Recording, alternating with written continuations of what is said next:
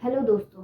Black fungus के कारण हालत इस हद तक खराब हो चुकी है कि मानो कोरोना पेशेंट्स के घावों पे किसी ने नमक छिड़क दिया हो। हाल ही की न्यूज़ रिपोर्ट्स में ब्लैक फंगस की वजह से मरने वाले लोगों की संख्या में इस कदर इजाफा हुआ है कि भारत पूरी दुनिया में एक केस स्टडी बन गया है। पिछले 15 दिनों में महाराष्ट्र में 52 लोगों ने अपनी जान गंवाई है और महाराष्ट्र सरकार ने 2000 लोगों के ब्लैक फंगस होने की संभावना जाहिर की है। दिल्ली, उड़ीसा, यहाँ से भी ब्लैक फंगस के पेशेंट्स की खबरें आ रही हैं। सूरत में 8 लोगों ने अपनी आंखें गंवाई है। हरियाणा में ब्लैक फंगस को नोटिफाइड डिजीज घोषित कर दिया गया है। क्या है ये म्यूकोरमाइकोसिस? कैसे इस घातक बीमारी से बचा जा सकता है? आइए जानने की कोशिश करते हैं हम आज के इस वीडियो में। शुरुआत करते हैं आखिर किन कारणों की वजह से ये ब्लैक फंगस का रोग हमें होता है। ब्लैक फंगस या म्यूकोरमाइकोसिस एक फंगल इन्फेक्शन है। ये फंगस की 3 species Rhizopus species, mucus species और राइजोम्यूकोस स्पीसीज की वजह से होता है। ये फंगस सड़े हुए फल, सब्जी, खाद, मिट्टी आदि में पाया जाता है।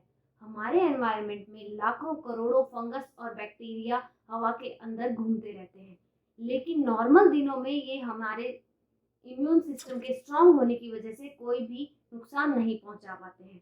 लेकिन कोरोना वायरस और कोरोना इन्फेक्शन के दौरान दिए गए स्टेरॉइड्स की वजह से हमारा इम्यून सिस्टम वीक हो जाता है और फंगल और बैक्टीरियल इन्फेक्शन से लड़ने में फेल हो जाता है।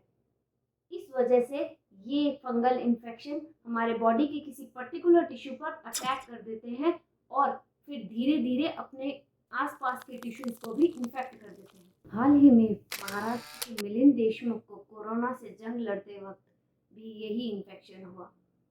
जंगल की आग की तरह बढ़ते हुए इन्फेक्शन ने उनके चेहरे के टिश्यूज को निगल लिया, जिसकी वजह से उन्हें एक आंख से दिखना बंद हो गया है और अब तक वो 3 सर्जरी से गुजर चुके हैं। उनके तलवे को भी निकाल दिया गया है, जिसकी वजह से खाना खाना और बोल पाना भी मुश्किल हो गया है।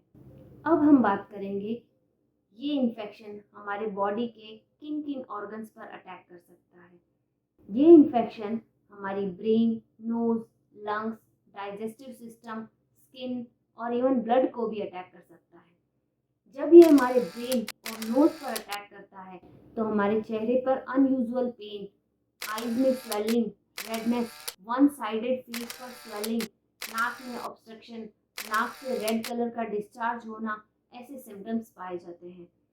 जब ये हमारे लंग्स पर अटैक करता है तो हमें सांस लेने में तकलीफ होती है, चेस्ट पेन होता है, फीवर जैसा फीलिंग होती है। और जब ये हमारे डाइजेस्टिव सिस्टम पर अटैक करता है तो हमें वॉमिटिंग जैसी फील आती है। और स्किन के केस में जनरली बर्न या सर्जरी के बाद इसके चांसेस बढ़ जाते हैं। स्किन का ब्लैक डिस्कलरेशन होना, बर्निंग सेंसेशन और डीके होना शुरू हो जाता है। वैसे ये जितने भी टाइप के फंगल इन्फेक्शन अब तक हमने डिस्कस किए हैं, ये आम दिनों में बहुत ही अनकॉमन है, लेकिन अचानक इस ब्लैक फंगस डिजीज ने कुछ कारणों की वजह से हमारा ध्यान अपनी ओर खींच लिया है। कोरोना इन्फेक्शन की वजह से ऑलरेडी इम्यूनिटी वीक हो जाती है, उसके ऊपर से सीवियर और मॉडरेट कैटेगरी के पेशेंट्स को स्टेरॉइड्स की हैवी डोजेस दी जाती है, जिसकी वजह से इम्यूनिटी और भी वीक हो जाती है और इंसान आसानी से इन फंगल इन्फेक्शंस की चपेट में आ जाता है। कोरोना की सेकेंड वेव में फर्स्ट वेव के कंपैरिजन में नंबर ऑफ पेशेंट्स कई गुना बढ़ गए हैं। इसी वजह से ब्लैक फंगस के पेशेंट्स भी सेकेंड वेव में फर्स्ट वेव के कंपैरिजन में कई गुना बढ़ चुके हैं। अगर फर्टिलिटी रेट के पैरामीटर पर डिस्कस करते हैं तो कोरोना की कंपैरिजन में ब्लैक फंगस कई गुना ज़्यादा फेटल है। जहां एक और ब्लैक फंगस की फर्टिलिटी रेट मोर देन 50% है, वहीं कोरोना की फर्टिलिटी रेट ओनली 1.1% है।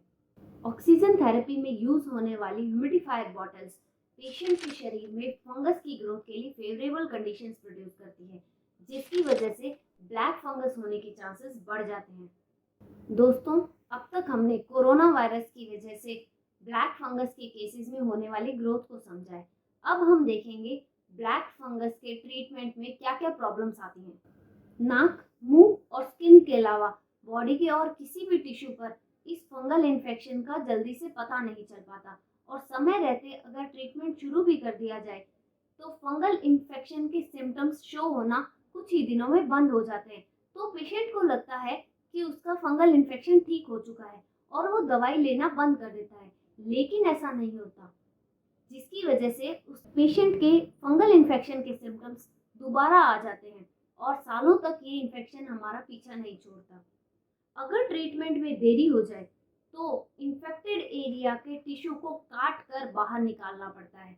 अगर कोई ऑर्गन भी डैमेज हो जाए तो उसे भी काट कर बाहर निकालना पड़ता है, जैसा कि मिलन की केस में उसकी इन्फेक्टेड आई को काट कर बाहर निकालना पड़ा।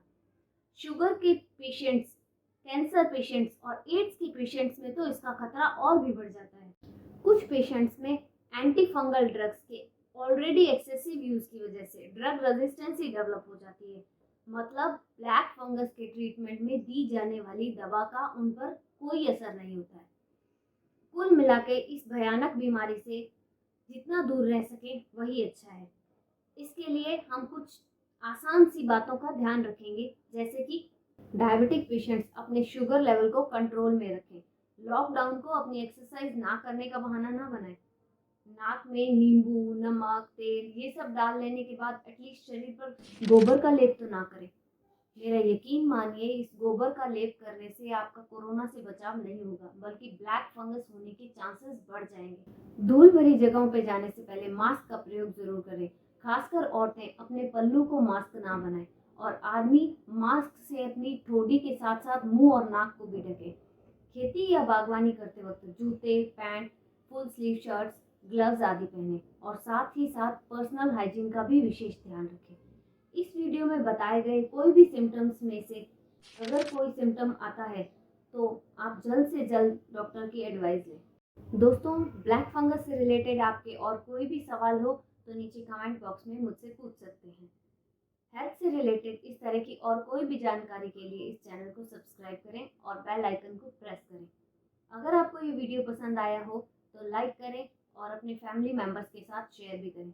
स्वस्थ रहें, खुश रहें।